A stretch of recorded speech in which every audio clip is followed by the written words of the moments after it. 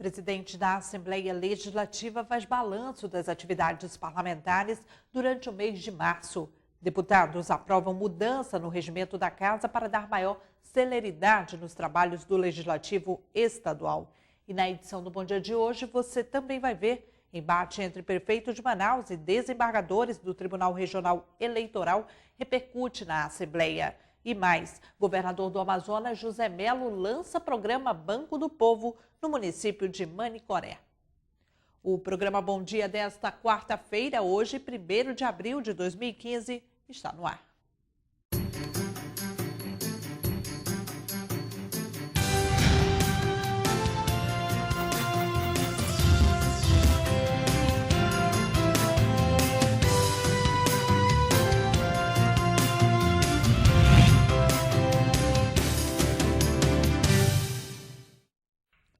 Olá, bom dia para você que acompanha ao vivo a programação da TV Assembleia.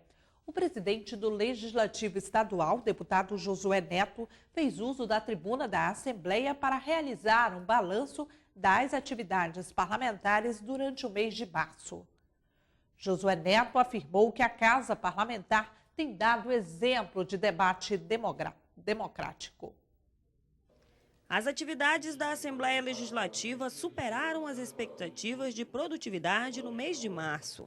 A afirmativa foi do presidente da Casa, deputado Josué Neto, em discurso na sessão plenária desta terça-feira.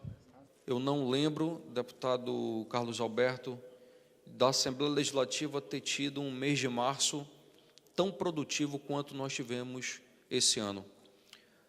Independente do número de sessões, e inclusive hoje nós estamos completando uma sessão a mais, não só o número de sessões, mas também com a relação da produtividade dentro do parlamento. Além do debate da reforma administrativa que tramitou na ALEAN no início do mês, também foram realizadas reuniões com as comissões da Casa e secretários estaduais envolvidos com a matéria. Josué Neto citou também a adequação do orçamento 2015 e ainda mencionou a votação de matérias com respostas à sociedade. Votação de matérias importantes, dando a resposta à sociedade, conversando e atendendo às sugestões da imprensa e agradecendo também, claro, a participação dos assessores desta casa. O presidente acredita que a Assembleia tem dado exemplo de debate democrático. E com o objetivo de aperfeiçoar os trabalhos das sessões plenárias, os deputados aprovaram nesta terça-feira alterações no pequeno expediente do Poder Legislativo Estadual. O projeto de resolução legislativa de autoria do deputado pelo PMDB Vicente Lopes, aprovado por unanimidade dos parlamentares presentes, faz 3 alterações no regimento interno da Assembleia Legislativa, todos relacionados principalmente ao pequeno expediente das sessões plenárias. A primeira delas diz respeito ao comunicado de liderança, que a partir de agora não poderá mais ser feito durante o pequeno expediente e nem na ordem do dia. Também não serão admitidos a partes no pequeno expediente. A questão de ordem que pode ser feita por todos os parlamentares, quando surge alguma dúvida sobre o regimento interno, também deixará de existir no pequeno expediente. A promulgação. Resolução Legislativa número 587, de 31 de março de 2015. Altera a Resolução Legislativa número 469, de 19 de março de 2010, Regimento Interno. Promulgada. Por já ter sido promulgada, a resolução precisa apenas de publicação para passar a valer. Os deputados repercutiram ontem, terça-feira, o embate entre o prefeito de Manaus e desembargadores do Tribunal Regional Eleitoral. Arthur Neto considera que os magistrados não são julgadores isentos nos processos que envolvem o governador José Melo.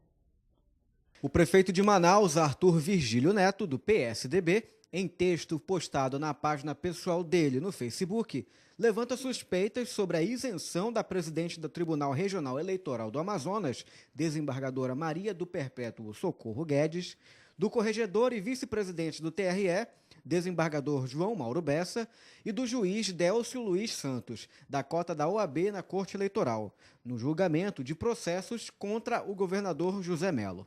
De acordo com o prefeito de Manaus, Arthur Neto, a presidente da corte, desembargadora Socorro Guedes, sofre com um clima de insegurança que se instala na sociedade, questionando a seriedade do julgamento de processos eleitorais contra o governador José Melo. Sobre o desembargador Mauro Bessa, Arthur acredita a existência de boatos, dando conta que o magistrado já possui voto pronto contrário ao governador. Por fim, o prefeito critica o juiz Délcio Santos, lembrando que o mesmo foi advogado por 15 anos de Eduardo Braga e, por isso, não seria um julgador isento. O assunto foi levado ao plenário Rui Araújo pelo deputado Vanderlei Dallas, do PMDB. O parlamentar sugeriu uma nota de desagravo em solidariedade aos desembargadores criticados pelo prefeito Arthur Neto. Eu vou fazer a nota de desagravo a esses 3 magistrados e gostaria que os meus pares, que os deputados dessa casa, assinassem junto comigo, por se tratarem de uma mulher honrada, a doutora Socorro Guedes, e 2 homens honrados, doutor Mauro Bessa e Délcio Santos. O deputado Vicente Lopes, do PMDB, parabenizou a iniciativa. Porém, a proposta de desagravo não foi bem recebida pelos demais parlamentares presentes no plenário. Infelizmente, a sua moção de desagravo ela já nasce muito prejudicada, porque o senhor inclui uma pessoa que não merece desagravo algum, que já deveria ter se declarado sob suspeição no processo de Coari, que foi advogado do senhor Eduardo Braga em muitos processos e deveria também se declarar suspeito no processo e que envolve essa lide entre Eduardo Braga e Melo. Vossa Excelência está cometendo um erro, talvez de boa-fé, porque concordo com Vossa Excelência que nós temos que respeitar, que nós temos que ter maior cuidado, e eu tenho maior cuidado no trato com os desembargadores, tenho o maior apreço, o maior respeito pela desembargadora Socorro.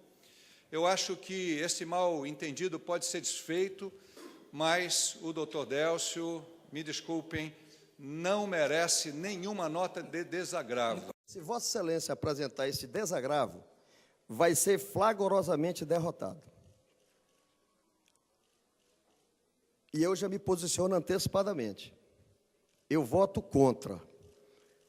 Voto contra. Mas eu quero que não esqueçam que o Arthur pode ter todos os defeitos do mundo, mas o Arthur enfrenta de frente. Todo mundo sabe da sua história. Todo mundo sabe que ele é um guerreiro, que ele é um batalhador, que ele é um político que responde pelos seus atos. Então, eu quero aqui, na verdade, fazer um desagravo ao Arthur, mas um desagravo verbal. Não sou aliado dele, sou apenas uma pessoa que o admira e respeita pela sua história, pela sua trajetória. O deputado Bosco Saraiva, do PSDB, também se manifestou contra a proposta de Vanderlei Dallas. Já Serafim Correia, do PSB, destacou a importância do judiciário agir com celeridade para evitar que este tipo de discussão provoque uma crise entre os poderes. Durante pronunciamento, o deputado Sabá Reis deu entrada em um requerimento para convidar José Lag, da empresa Lag Engenharia, para prestar esclarecimentos aos parlamentares. Investimentos do governo do estado junto à empresa foram questionados por deputados na última segunda-feira. O deputado pelo PR, Sabá Reis, vice-líder do governo do estado na Assembleia Legislativa, subiu à tribuna na sessão plenária desta terça-feira para anunciar que vai convidar José Lag, da empresa Lag Engenharia, para responder questionamentos dos deputados. Ele trabalhou no governo do Amazonas, nas gestões do Amazonino, do Eduardo, do Omar, do Melo. Agora, só quase para o Melo fazer pagamento de contas herdadas. Mas no governo do Eduardo, foi aonde a empresa do Lag mais trabalhou. Só para você ter uma ideia, o Prosamin, Avenida das Flores, Conjunto Cidadão.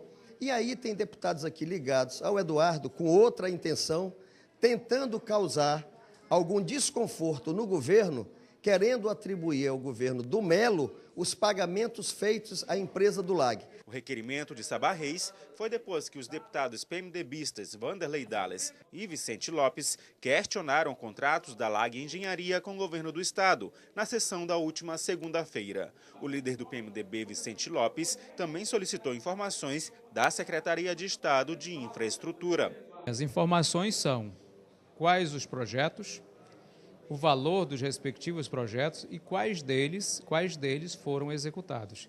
E a razão pela qual se solicitou é exatamente o fato de identificarmos, através do portal da transparência do Governo do Estado, portanto, informação oficial do Estado, de que apenas uma empresa teve mais de 200 milhões em projetos nos últimos 4 anos. E o que, na verdade, a gente quer saber é exatamente quais são esses projetos, o valor de cada um deles, tá certo? E quais foram executados. A visita de José Lage para fazer esclarecimentos aos parlamentares deve ser agendada para a semana que vem. Corregedor e ouvidor da ALEAN, deputado Ricardo Nicolau, recebeu em gabinete o corregedor da Assembleia Legislativa de Roraima. Massami Eda veio ao Amazonas realizar uma troca de experiências.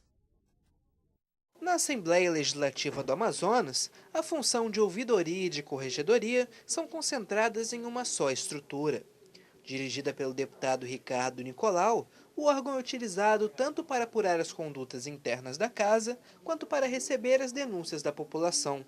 Em outros legislativos estaduais do Brasil, essas funções são encontradas em estruturas separadas. É o caso da Assembleia Legislativa de Roraima.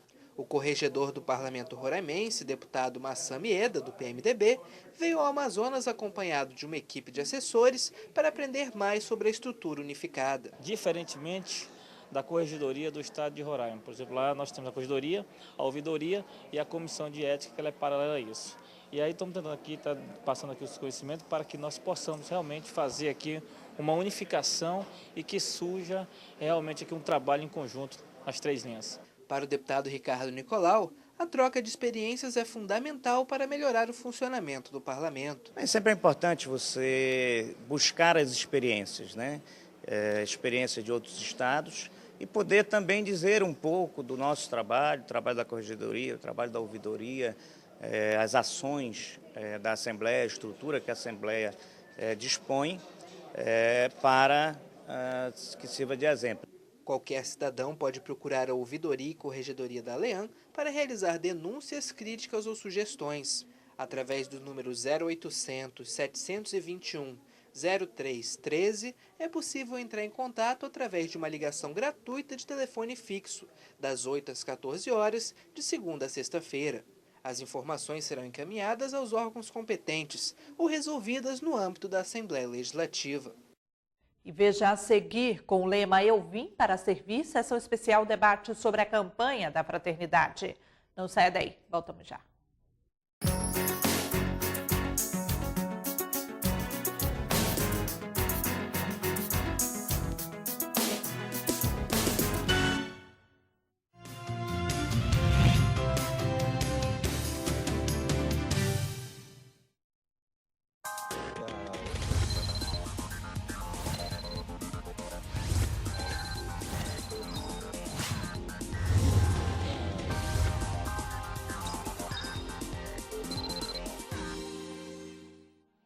O exercício das atividades na Assembleia Legislativa do Amazonas vai além do plenário e reuniões.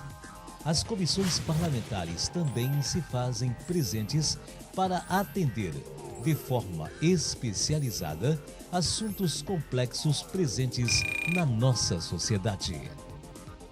Para assuntos relacionados ao lazer, juventude e esporte, há a Comissão de Esporte e Lazer. Possui as seguintes atribuições: política de educação física e desportiva e análise de programas, projetos e atividades dela decorrentes. Diversão e entretenimento público. Política pública de juventude em seus diversos campos. Entre pelo site da Assembleia Legislativa www.ali.am.gov.br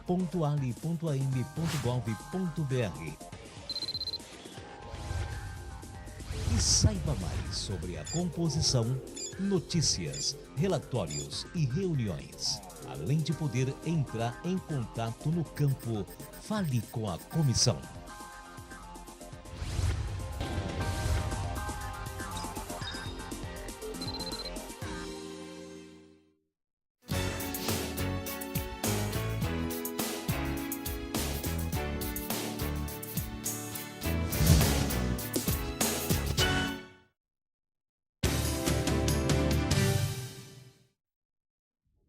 Estamos de volta com o programa Bom Dia. O governador José Mello lançou na última segunda-feira, dia 30, o programa Banco do Povo no município de Manicoré, localizado na calha do Rio Madeira. A iniciativa visa oferecer crédito para pequenos negócios no interior do estado. O assunto repercutiu na Assembleia Legislativa do Amazonas no discurso dos deputados. Manicoré recebeu na última segunda-feira, dia 30 de março, o Programa Estadual de Microcrédito Banco do Povo. O município é o primeiro a contar com a política desenvolvida pelo governo do estado, que visa incentivar a geração de renda no interior por meio de melhores condições de financiamento. A linha de crédito tem juros abaixo da média praticada no mercado, incluindo isenção de IOF. Em Manicoré, o governador José Mello destacou a importância do programa para o desenvolvimento das famílias amazonenses. Essa burocracia reduz muito, os juros são bem baixinhos, 3% ao ano, e com isso as pessoas que têm sonhos e que não realizam esses sonhos porque não têm acesso ao crédito, elas agora vão ter e com certeza vão melhorar a sua vida. Portanto, aí é uma vantagem que eu imagino fundamental. Acho que agora nosso pequeno produtor rural, aquele que sonha em montar um pequeno escritório, aquela moça que faz unha atendendo nas casas, agora ela vai poder ter recursos para montar na sua própria casa. Enfim, o Banco do Povo foi feito para essas pessoas. Ao todo, são 68 milhões de reais oferecidos pelo Executivo. Deste montante, o governo espera que 48 milhões sejam alocados no interior do estado. O valor dos empréstimos varia entre R$ 500 até R$ 15 mil. Técnicos da AFEAM avaliarão as necessidades de investimento levantadas no plano de gestão. O financiamento pode ser dividido em até 48 parcelas mensais, com crédito sem burocracia. A iniciativa do governo do estado repercutiu na Assembleia Legislativa do Amazonas. O deputado Davi Almeida destacou o caráter popular do Banco do Povo. O pipoqueiro, o picolezeiro, a pequena cabeleireira, a manicure, um fotógrafo, pessoas que precisam de uma oportunidade, precisam de um recurso para poder tocar o seu negócio, viver a sua vida, sustentar a sua família de uma maneira digna, e o governo do estado sensibilizado com esse tipo de atividade que gera centenas de empregos, milhares de empregos no estado do Amazonas, iniciou ontem, por Manicoré, esse trabalho do Banco do Povo. Já o presidente da Assembleia, deputado Josué Neto, lembrou que o programa nasceu das propostas de campanha do governador José Mello. O programa Banco do Povo é um programa que foi idealizado durante as eleições de 2014 e que o governador Mello está colocando em prática após ter apresentado à população à época da eleição. Esse programa vai beneficiar as pessoas que mais precisam, deputado Adilto Afonso, as pessoas mais necessitadas. O deputado Doutor Gomes também parabenizou o programa do governo do estado. A principal fonte de renda da população de Manicoré provém, em parte, da produção agrícola, principalmente do cultivo da banana e da melancia. O Amazonas é o segundo maior número de beneficiários do programa Bolsa Família do governo federal. São aproximadamente 20 milhões de reais para o estado, uma média de R$ 156 por pessoa. Em tempos de crise, o deputado petista José Ricardo apontou a importância do programa para tirar as famílias de situação de extrema pobreza. No Parlamento Estadual, repercutiram os números do Bolsa Família no Amazonas, que só perde para o Acre na quantidade de beneficiários. Mesmo com a economia impulsionada pelo polo industrial, que abarca grande parte das vagas ocupadas no mercado de trabalho, o Estado mostra que ainda há muitas famílias na linha de pobreza.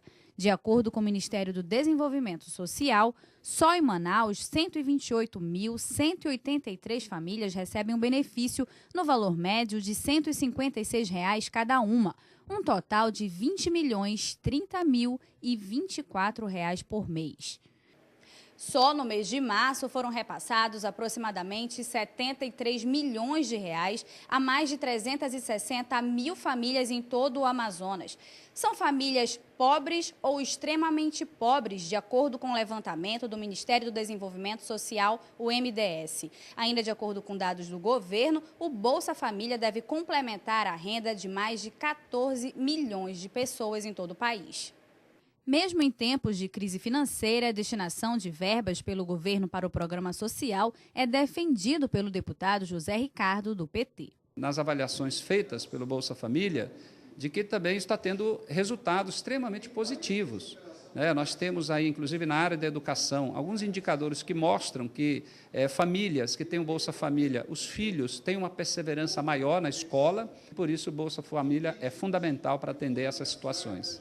Podem ser selecionadas para participar do programa as famílias com renda mensal por pessoa de até R$ 77. O cadastro é feito pelas prefeituras de cada cidade, que também deve orientar estas famílias. Encerra. O mercado financeiro prevê a taxa de juros Selic em 13,25% e ainda uma queda no PIB em 1%. A notícia foi repercutida na Assembleia Legislativa. Parlamentares manifestaram preocupação com a situação econômica do Brasil e defendem que a população não deve ser a única a sofrer as consequências dos ajustes fiscais. Nesta semana, analistas do mercado financeiro aumentaram a previsão para o encerramento da Selic neste ano. Antes, a taxa básica de juros esperada era de 13% e agora está prevista em 13,25% até o final de 2015. As projeções foram divulgadas no Boletim Focus, que é a pesquisa em instituições financeiras elaborada pelo Banco Central. Outra previsão negativa é em relação ao Produto Interno Bruto do país. O mercado projetava uma redução de 0,78%, mas agora o recuo pode ser de até 1%. Parlamentares da Assembleia Legislativa falaram sobre o assunto e questionam as medidas tomadas pelo governo federal. Eu não entendo como é que esse ajuste fiscal só penaliza a população. Não se reduz ministério, não se reduz gastos com passagem, algumas coisas têm que ser reduzidas. Eu acho até que o Congresso, eu acho que não é um enfrentamento ao Executivo, eu acho que o Congresso quer que diga assim, olha, o povo vai ter um sacrifício, mas qual é o sacrifício do Executivo? O que o Executivo vai fazer? Isso está acontecendo porque o Brasil perdeu o controle dos seus mecanismos para combater a inflação. O Brasil está crescendo menos, o nosso PIB é um PIBinho e pior, ele começa a ficar negativo. Vamos pagar um preço de pelo menos 1 a 2 anos para depois então voltarmos a crescer. Para o deputado Abdala Frache, a população não deveria ser a mais penalizada com os ajustes fiscais e que o Executivo deveria reduzir mais os gastos. A população vai passar pelo ano de 2015 devido a essas políticas econômicas mal engembradas pelo governo federal nos últimos 12 anos e a população está pagando por isso agora. 85% do ajuste fiscal vai ser feito pelo bolso dos brasileiros. O governo federal, o governo da presidente Dilma, o governo do PT, vai ficar responsável apenas por 15%. É uma discrepância que a gente não pode nem imaginar de concordar. Esse acocho, esse arroxo tinha que ser feito nas contas públicas, nas despesas. A deputada Alessandra Campelo usou a tribuna para falar do convênio da Prefeitura de Manacapuru com a Secretaria de Estado de Produção Rural, a CEPRO, que foi questionado na semana passada por parlamentares na Casa Legislativa. Segundo a parlamentar, o convênio de 13 de 2014 entre o governo do estado e o município de Manacapuru, no valor de R$ 3,5 milhões para a construção de 100 hectares de lâminas d'água, está em pleno andamento. Além disso, ela esclareceu que o tanque que foi dito estar próximo a um cemitério teve todas as licenças concedidas pelo governo do estado, inclusive do IPAAM. Diferente do que foi dito aqui na Assembleia na semana passada, eu estive em Manacapuru, verifiquei in loco e a informação que foi dada aqui não condiz com a verdade. Os tanques estão em construção, normalmente, né, uma medição está sendo apresentada à Secretaria e o convênio está em andamento. Claro que nesse período de chuva você tem uma dificuldade maior de cavar, né? Você tem que selar o fundo do tanque, enfim, dos tanques que estão sendo lá escavados, e tem dificuldades técnicas por conta do clima, de chuva, cheias dos rios, etc. Mas, no geral, a obra está andando normalmente. E um detalhe, ela toda tem licença do IPAAM vigente.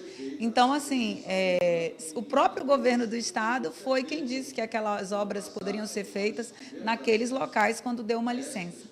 A denúncia foi feita pelo deputado Orlando Cidade no último dia 25. Segundo ele, houve um atraso e uma má execução do convênio.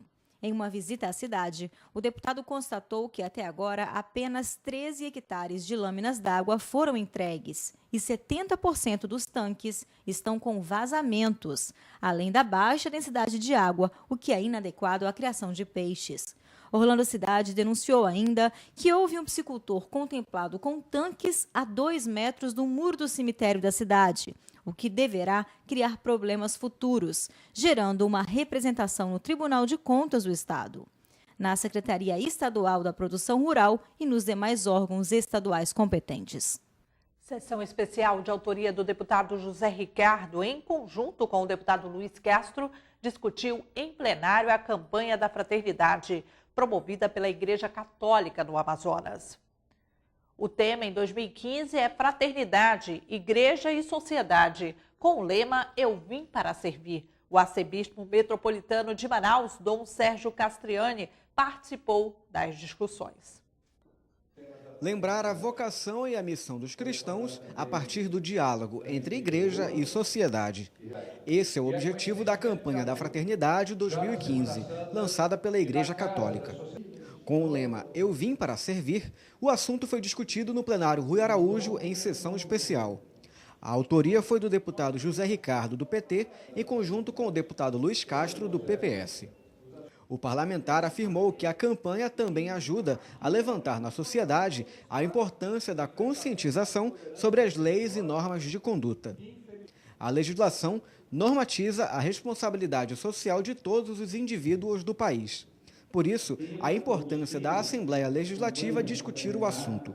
Um dos itens dentro desse debate é a questão política. Ela faz uma discussão, inclusive, sobre a necessidade da reforma política.